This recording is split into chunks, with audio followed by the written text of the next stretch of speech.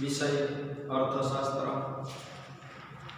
Chapter number 9 विदेश व्यापार any अंदर आपणे जोईए तो आ चैप्टर मांथी आपणे ए विभागनी अंदर एक प्रश्न पूछाशे एमसीक्यू स्वरूपे जेनो मार्क 1 हशे। सी विभागनी अंदर अहींया 2 प्रश्न पूछाशे जेना मार्क छे ए 4 थशे कारण के सी विभागनी अंदर जे प्रश्न होय छे तेमां मार्कनी संख्या 2 होय छे અને ડી વિભાગ છે એની અંદર એક પ્રશ્ન પૂછાય છે અને જેના માર્ક 3 હશે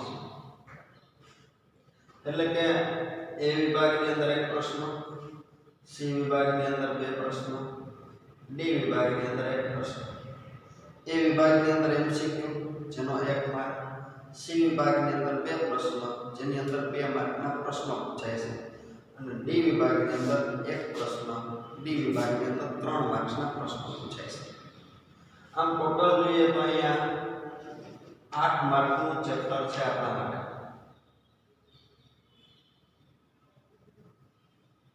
હવે વિદેશ વેપારની વાત કરીએ એટલે આપણે જોઈએ તો વેપાર કોને કહેવાય। અગાઉ ધોરણ 11 ની અંદર વેપાર નામનો શબ્દ છે તેનો આપણે અભ્યાસ કરેલો છે। तो कि भाई व्यापार એટલે વસ્તુ કે સેવાના બદલામાં વસ્તુ કે સેવાનો વિનિમય જેને ક્યાં નામે ઓળખવામાં આવે છે તો ભાઈ વેપાર તરીકે ઓળખવામાં આવે છે। તો એ અર્થશાસ્ત્રની ભાષામાં પણ શું કીધું છે તો કે ભાઈ વેપાર એટલે એવી ધંધાકીય પ્રવૃત્તિ એવી વ્યાવસાયિક પ્રવૃત્તિ કે જેની અંદર वस्तुओं છે તેનો વિનિમય કરવામાં આવે છે બરોબર છે। સેવાઓ છે તેનો વિનિમય કરવામાં આવે છે। પછી તો કે ભાઈ મૂડી છે એનો વિનિમય કરવામાં આવે છે। પછી તો કે ભાઈ ટેકનોલોજી છે તેનો વિનિમય કરવામાં આવે છે। ટેકનિકલ જાણકારી છે એનો વિનિમય કરવામાં આવે છે। માહિતી છે નવીન પ્રકાર એનો વિનિમય કરવામાં આવે છે। નવીન પ્રકારનું જ્ઞાન છે એનો વિનિમય કરવામાં આવે છે। વગેરેનો નફા માટે થતો વિનિમય તેને વેપાર કહેવામાં આવે છે। સરસ મજાનો શબ્દ વાપરેલો છે તો ભાઈ નફા માટે થતો વિનિમય તો જ વેપાર ગણી શકાય એવું અહીંયા કીધેલું છે। વેપાર એટલે એવી ધંધાકીય કે વ્યાવસાયિક પ્રવૃત્તિ જેમાં વસ્તુઓ સેવાઓ મૂડી ટેકનોલોજી ટેકનિકલ જાણકારી માહિતી નવીન જ્ઞાન વગેરેનો નફા માટે થતો વિનિમય જેને ક્યાં નામે ઓળખવામાં આવે છે તો કે તેને વેપાર તરીકે ઓળખવામાં આવે છે બરોબર।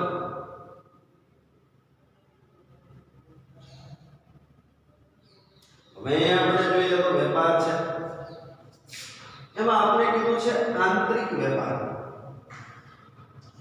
એક માર્ક્સની અંદર પ્રશ્ન પૂછે વેપાર કોને કહેવાય પ્રશ્ન પૂછે આંતરિક વેપાર કોને કહેવાય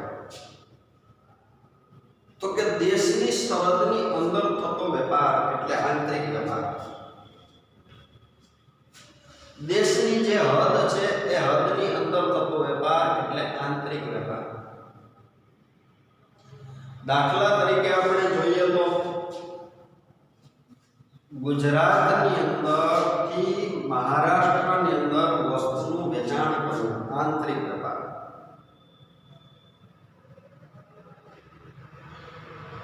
પછી વાત આવે છે વિદેશ વેપાર કે આંતરરાષ્ટ્રીય વેપાર।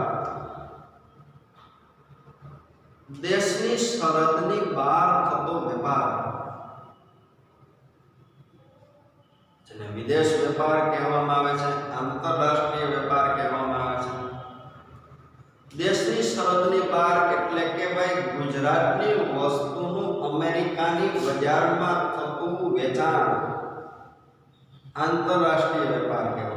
વિદેશ વેપાર કહેવામાં આવે. બરોબર.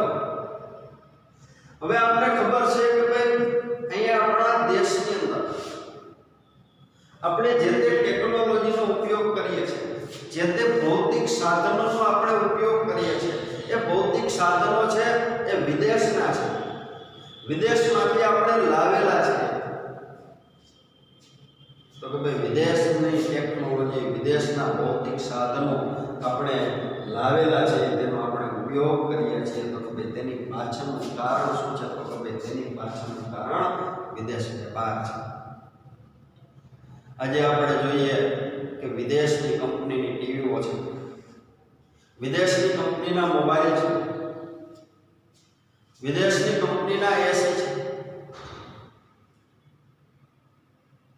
એનો આપણે ઉપયોગ કરીએ છીએ. આવું થાય છે તેની પાછળનું કારણ જો હોય તો એ કયું કારણ કીધું છે? તો કે ભાઈ એ એક કારણ છે વિદેશ વેપાર. અહીંયા આપણા માટે એક પ્રશ્ન આવે છે તો કે ભાઈ વિદેશ વેપારના કારણો જણાવો.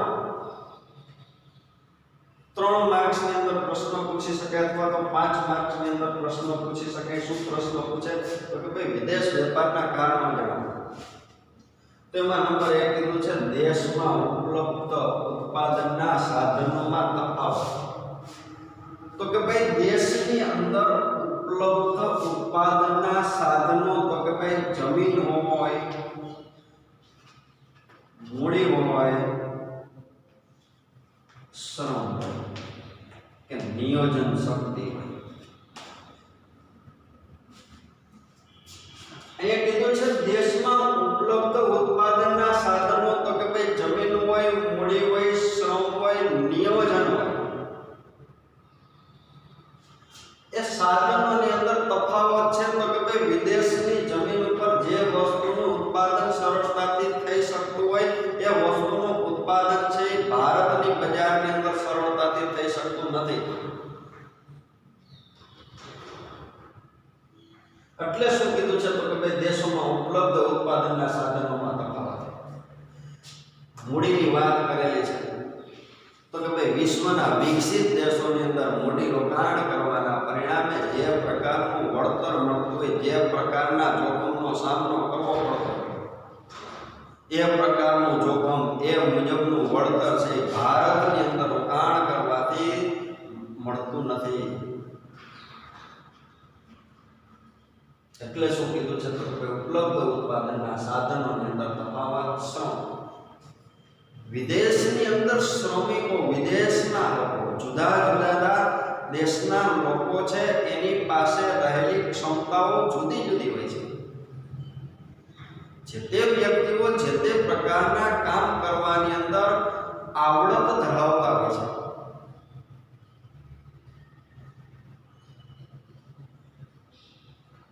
જે તે પ્રકારનું કામ કરવાની અંદર પોતે સાહસિક હોય છે.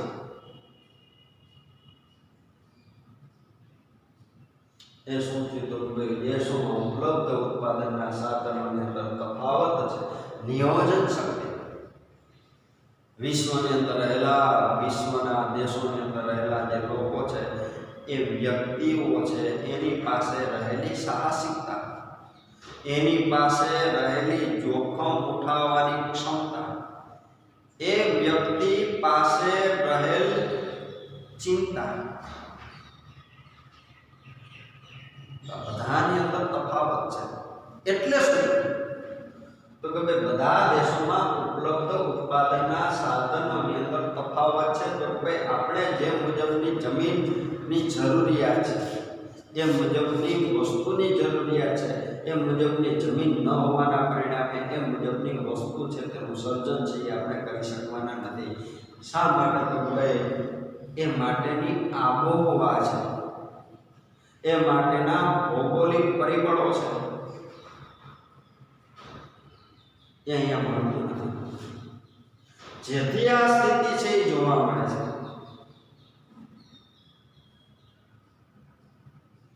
તો જેથી વિદેશ વેપાર છે તેની જરૂરિયાત છે ને એ ઉપસ્થિત થાય છે. એટલા માટે વિદેશ વેપારની આવશ્યકતા છે.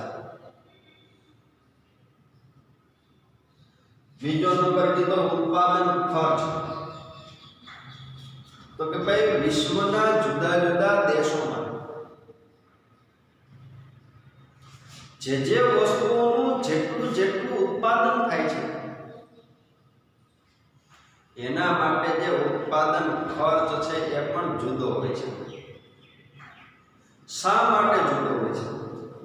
તો કે ભાઈ કોઈ દેશની અંદર જે જગ્યાએ વસ્તુનું ઉત્પાદન થતું હોય તેને કાચો માલ પણ ત્યાંથી જ મળતો હોય. એ વસ્તુના ઉત્પાદન માટે જ્ઞાન ધરાવતી વ્યક્તિઓ છે, એ મુજબનું જ્ઞાન ધરાવતા શ્રમિકો છે, એ મુજબનું કામ કરી શકે તેવા કર્મચારીઓ કે શ્રમિકો ત્યાંથી મળી રહેતા હોય છે, જેના પરિણામે એવી જગ્યાએ ઉત્પાદન ખર્ચ છે એ ઓછો જોવા મળતો હોય છે, જેથી વસ્તુની પડતર કિંમત ઓછી થાય અને વિશ્વ બજારની અંદર સરળતાથી આવી વસ્તુ છે તેનું વેચાણ કરી શકાય.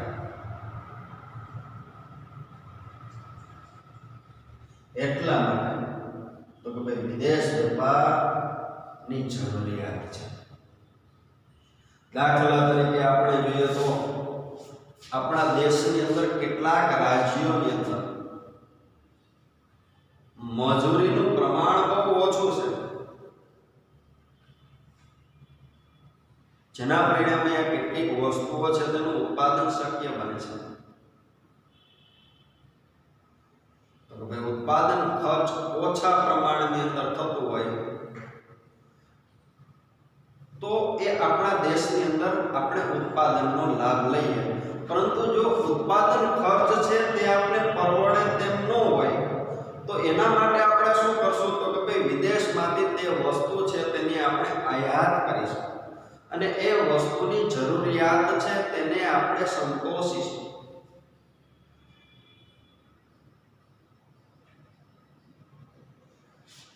ત્રીજો નંબર કીધો છે ટેકનોલોજીકલ પ્રગતિ. એ ટેકનોલોજીકલ પ્રગતિની અંદર તમને ખ્યાલ છે તો કે ભાઈ હરેક દેશ છે તેની ટેકનોલોજીકલ ક્ષમતા છે એ અલગ અલગ હોય છે. જુદી જુદી ટેકનોલોજીની મદદથી જુદા જુદા પ્રકારના સાધનો છે તેનો ઉપયોગ કરી શકાય છે, તેનું ઉત્પાદન કરી શકાય છે.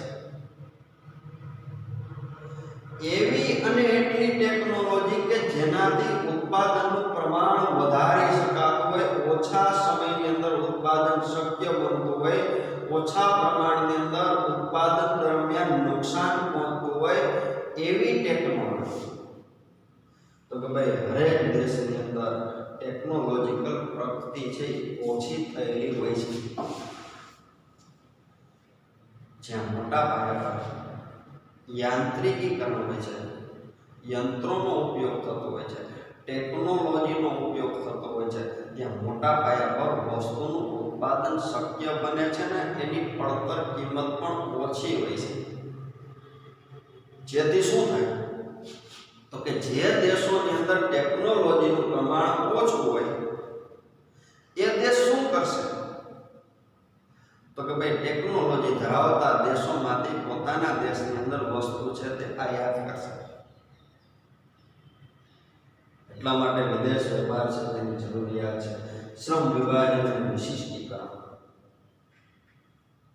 અહીંયા આપણે જોઈએ તો દેશની અંદર રહેલા જે લોકો છે એની ઉત્પાદકતા અને એ વ્યક્તિ પાસે કામ કરવાનું કૌશલ્ય બધું કેવું હોય છે? તો કે ભાઈ અલગ અલગ હોય છે. તો અહીંયા કામ કરવા માટેનું કૌશલ્ય, કામ કરવા માટેની આવડત એ અલગ અલગ હોવાના પરિણામે ઉત્પાદન પણ જુદા જુદા પ્રકારનું થઈ શકતું હોય છે. કેટલાક ભૌગોલિક વિસ્તારની અંદર કેટલાક વ્યક્તિઓ છે એ કામ કરી શકતા નથી. આ બાબત પણ અસર કરતી હોય છે. તો કે જે તે વિસ્તારની અંદર જે તે વ્યક્તિ રહેતો હોય છે એ ત્યાંની ભૌતિક આબોહવાની અંદર પોતે જીવી શકતો હોય છે અને એ મુજબની વસ્તુઓ છે તેનું ત્યાં સર્જન થઈ શકતું હોય છે. એવી વસ્તુનું અહીંયા આપણે સર્જન કરી શકતા ન હોય તો એવી વસ્તુઓ છે તેની આપણે અહીંયા આયાત કરવી પડે છે અને આપણું જે ભૌગોલિક વાતાવરણ છે તેની અંદર આપણે સરળતાથી જીવી શકતા હોઈએ છીએ એ પ્રકારની વસ્તુનું આપણે સર્જન કરી શકતા હોઈએ છીએ તો જે જગ્યાએ આપણા દેશની અંદર ઉત્પાદિત થતી વસ્તુઓ છે એ મુજબની વસ્તુ આપણે વિદેશની અંદર સરળતાથી નિકાસ કરી શકતા હોઈએ છીએ બરોબર તો અહીંયા એક પ્રશ્ન આપેલો છે તો કે વિદેશ વેપાર માટેના કારણો અહીંયા પૂરો થાય છે 3 માર્ક્સ અથવા તો 5 માર્ક્સની અંદર આ પ્રશ્ન છે તે તમને પૂછી શકાય શું તો કે ભાઈ વિદેશ વેપાર માટેના કારણો સમજાવો દેશોમાં ઉપલબ્ધ ઉત્પાદનના સાધનોની અંદર તફાવત જોવા મળે છે ઉત્પાદન ખર્ચ છે તેની અંદર તફાવત જોવા મળે છે ટેકનોલોજીકલ પ્રગતિને આધારે જુદો જુદો દેશ છે જુદી જુદી વસ્તુઓનું સર્જન કરતો હોય છે તો કે જ્યાં ટેકનોલોજીનો અભાવ હોય ત્યાં એવી વસ્તુઓ છે પહોંચાડવામાં આવતી હોય છે અને શ્રમ વિભાજન અને વિશિષ્ટીકરણ તો દરેક દેશની અંદર આ ક્ષમતાઓ છે એ જુદી જુદી હોય છે બરોબર છે અહીંયા પ્રશ્ન છે તે પૂરો કરીએ છીએ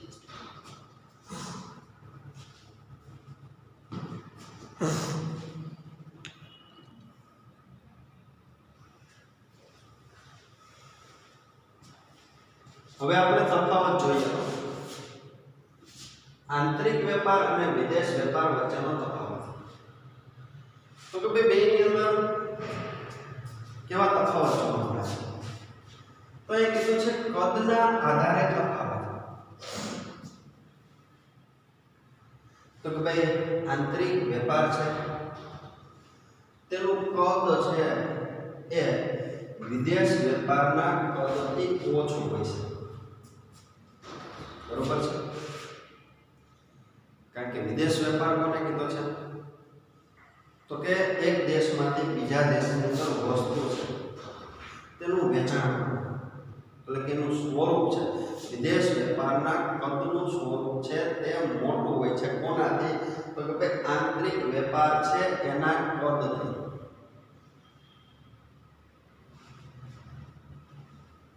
બીજો નંબર કીધો છે વિવિધ ચલણો અને ચૂકવણીની પદ્ધતિઓ તો કે ભાઈ આંતરિક વેપારની અંદર એટલે કે દેશની અંદર વેપાર કરવો છે તો એનું જે ચલણ છે આખા દેશની અંદર એક જ છે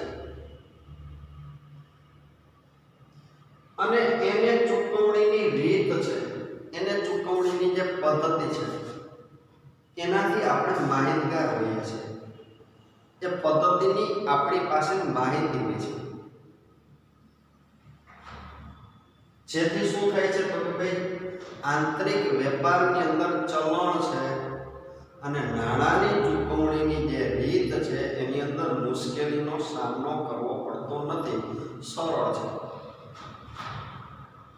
પરંતુ વિદેશ વેપારની અંદર શું થશે તો કે ભાઈ વિદેશની અંદર આપણે માલ વેચવો છે અથવા તો વિદેશમાંથી આપણે માલની ખરીદી કરવી છે તો એના માટે જો આયાત કરવી હશે તો આયાત પરવાનો મેળવવો પડશે નિકાસ કરવી હશે તો નિકાસ પરવાનો મેળવવો પડશે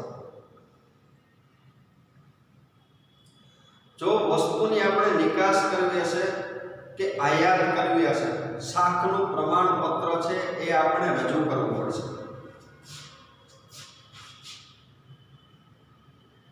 પછી તો કે ભાઈ વિદેશમાંથી વસ્તુની આયાત કરવી હશે તો જે તે બેંકની અંદર આપણે ખાતું ખોલાવવું પડશે અને આપણું જે નાણું છે એને જે તે વિદેશી ચલણની અંદર રૂપાંતરિત કરવું પડશે અને આવી રીતે નાણાંની ચૂકવણી આપણે કરી શકીએ છીએ આવી પદ્ધતિમાંથી આપણે પસાર થવું પડે છે પહેલા તો વિદેશી ચલણની અંદર આપણું જે ચલણ છે એનું રૂપાંતરણ કરવું પડશે અને પછી તો કે ભાઈ ચૂકવણી માટેની જે જુદી જુદી પદ્ધતિઓ છે એ પદ્ધતિઓ છે એનો આપણે ઉપયોગ કરવો પડશે બરોબર તો કે આવો તફાવત છે એ જોવા મળે છે શેમાં તો કે ભાઈ આંતરિક વેપાર અને વિદેશ વેપાર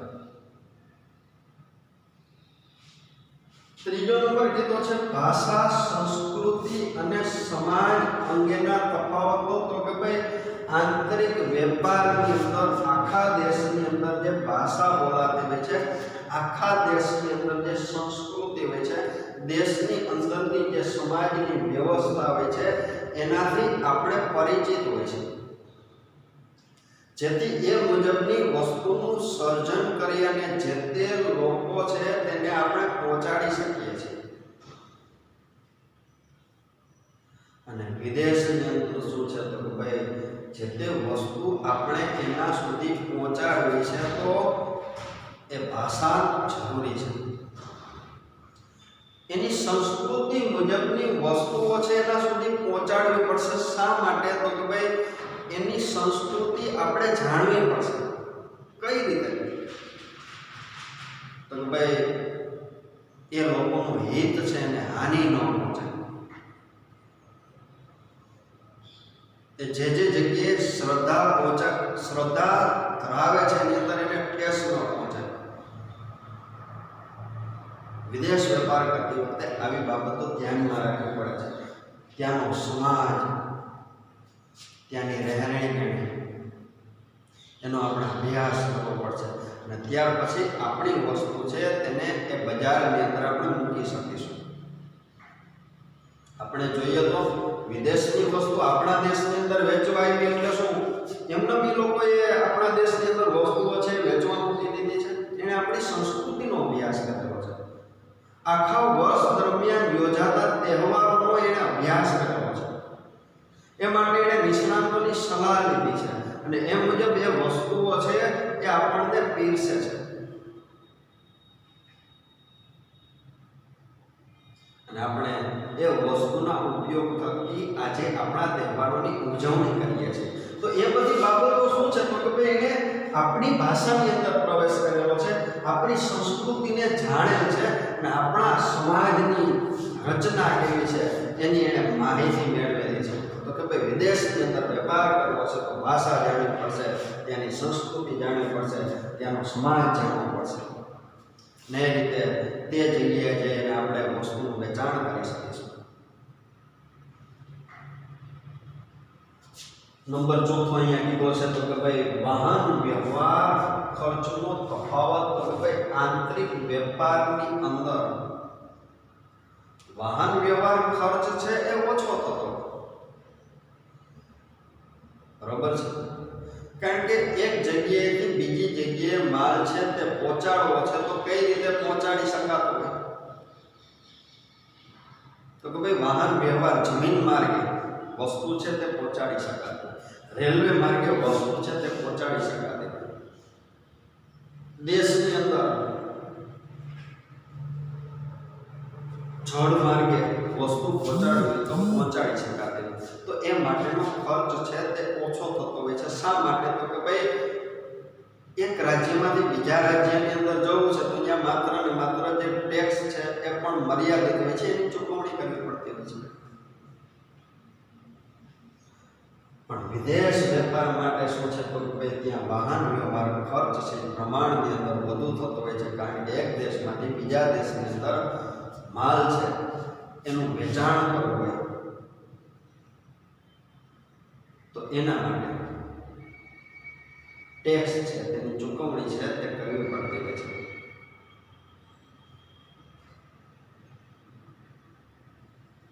એટલા માટે શું કીધું છે તો ભાઈ વાહન વ્યવહાર ખર્ચની અંદર તફાવત જોવા મળે છે.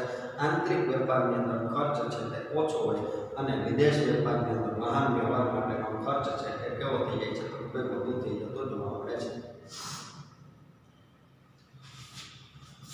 અહીંયા પાંચમો નંબર કીધું હરીફાઈના પ્રમાણમાં તફાવત. તો કે દેશની અંદર જે વસ્તુનું ઉત્પાદન થાય છે એ ઉત્પાદકો છે એની વસ્તુમાં સમાનતા હશે. શા માટે તો કે દેશની અંદર જે વસ્તુનું ઉત્પાદન થાય છે સમાન ટેકનોલોજીનો ઉપયોગ કરી અને વસ્તુનું સર્જન કરેલું હશે.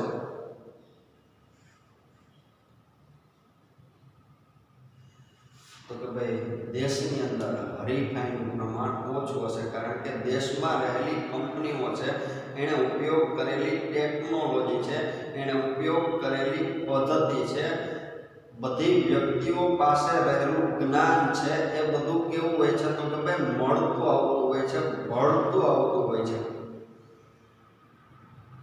અને પાછું આપણે જે તે સંસ્કૃતિ, જે તે લોકો છે તેને જાણી શકતા હોઈએ છીએ, એ મુજબની વસ્તુ આપણે આપી શકતા હોઈએ છીએ. એટલે આંતરિક વેપારની અંદર હરીફાઈનું તત્વ ઓછું જોવા મળે છે. વિદેશ વેપારની અંદર જોઈએ તો એક કરતાં વધુ કંપનીઓ જે તે વસ્તુનું વેચાણ કરવા માટે આવેલી હોય છે. એક કરતાં વધુ વસ્તુનું વેચાણ કરવા માટે તો આવેલી છે, સાથે સાથે તો કે અન્ય અનેક ટેકનોલોજીનો એને ઉપયોગ કરેલો છે, અનેક યંત્રોનો ઉપયોગ કરેલો છે, અનેક નિષ્ણાતોની સલાહ લીધેલી છે, જેથી અનેક કંપનીઓ સાથે હરીફાઈનો સામનો કરવો પડશે. હરીફાઈનું પ્રમાણ વિદેશ વેપારની અંદર વધુ હશે, તે સ્વાભાવિક છે. પછી તો કે ગ્રાહકોને સંતોષવા અંગેનો તફાવત, તો કે દેશની અંદર ગ્રાહક છે તેને જે સંતોષ થાય છે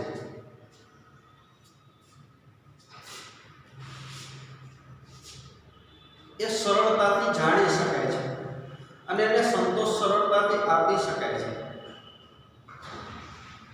કારણ કે દેશની અંદર આપવામાં આવતું શિક્ષણ હોય, દેશની અંદર રહેતો સમાજ હોય, દેશની અંદર મળતી માહિતી હોય, દેશનો જે ગ્રાહક છે એની સજાગતા હોય, એની પસંદગીઓ હોય, એના મૂલ્યો હોય, એની સહનશીલતા હોય, બધું કેવું હોય છે તો કે સમાન હોય છે, એ જાણી શકાતું હોય તેવું હોય છે. વિદેશ વેપારની અંદર સમાજ રચના જુદી હોય છે, સંસ્કૃતિ જુદી હોય છે, વ્યક્તિઓની ટેવ જુદી હોય છે, એની પસંદગીઓ જુદી હોય છે. તેથી ગ્રાહકોને વસ્તુથી સંતોષ આપવો એ બહુ મુશ્કેલ બની જાય છે. અને આંતરિક વેપારની અંદર સંતોષ આપવાનું કાર્ય છે એ સરળ રહે છે. 7મો નંબર, વહીવટી અને કાયદાકીય વ્યવસ્થામાં તફાવત. કે દેશની અંદર વેપાર કરવો છે તો એના માટે કોઈ પણ પ્રકારનો પરવાનો એટલે કે પરવાનગી લેવાની જરૂરિયાત હોતી નથી. અને જે કાયદાકીય પ્રક્રિયામાંથી પસાર થવાનું છે એ પ્રક્રિયાથી હરેક વેપારી છે એ પોતે પરિચિત હોય છે, હરેક વેપારી છે એ માહિતી જાણતો હોય છે. એટલે કે વહીવટી પ્રક્રિયા અને કાયદાકીય પ્રક્રિયા છે એ અટપટી હોતી નથી.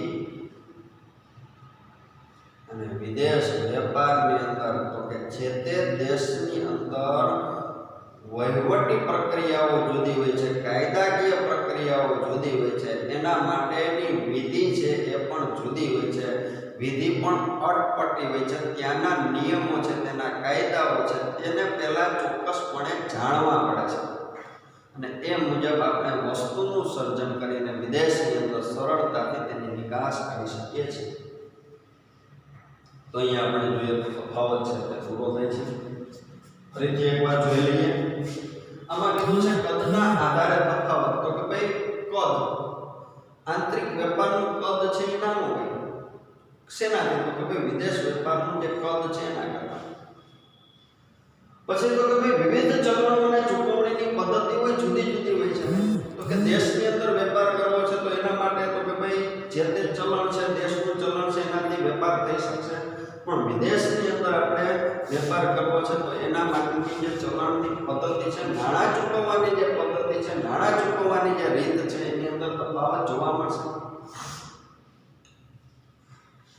ભાષા, સંસ્કૃતિ અને સમાજ અંગેનો તફાવત. તો કે આપણા દેશની અંદર રહેલી ભાષા, આપણા દેશની અંદર રહેલી સંસ્કૃતિ, આપણા દેશની અંદર રહેલી સામાજિક વ્યવસ્થા, સમાજની રચના, એનાથી આપણે પરિચિત હોઈએ છીએ. એ મુજબની વસ્તુ સરળતાથી બજારમાં મૂકી શકીએ છીએ.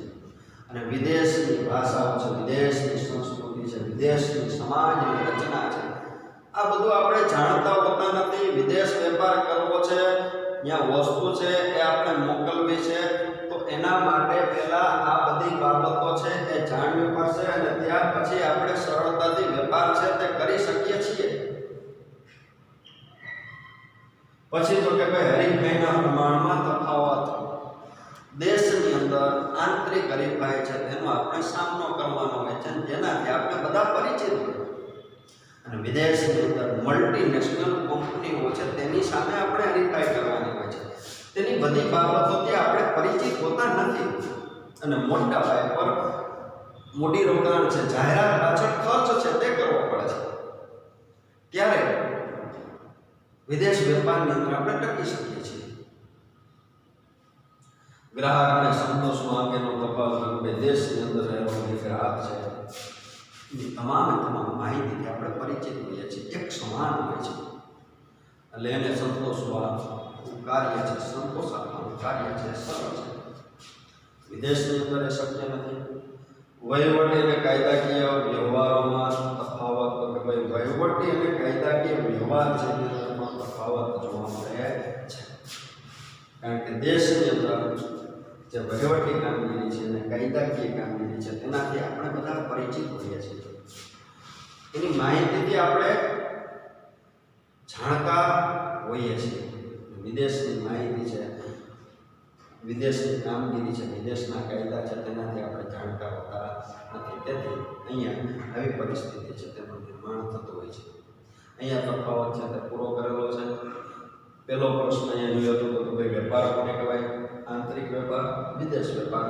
તફાવત લખીએ ત્યારે અર્થ લખો, આંતરિક વેપાર અને વિદેશ વેપાર, બરોબર છે.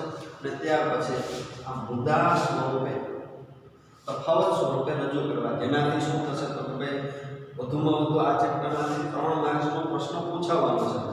તો પરીક્ષા પદ્ધતિની અંદર ફેરફાર કરેલો છે અને જો સંજોગવશાત 5 માર્ક્સની અંદર આપણે આ પ્રશ્ન તફાવત સ્વરૂપે પૂછે તો આ મુદ્દા છે તે આપણી પાસે છે.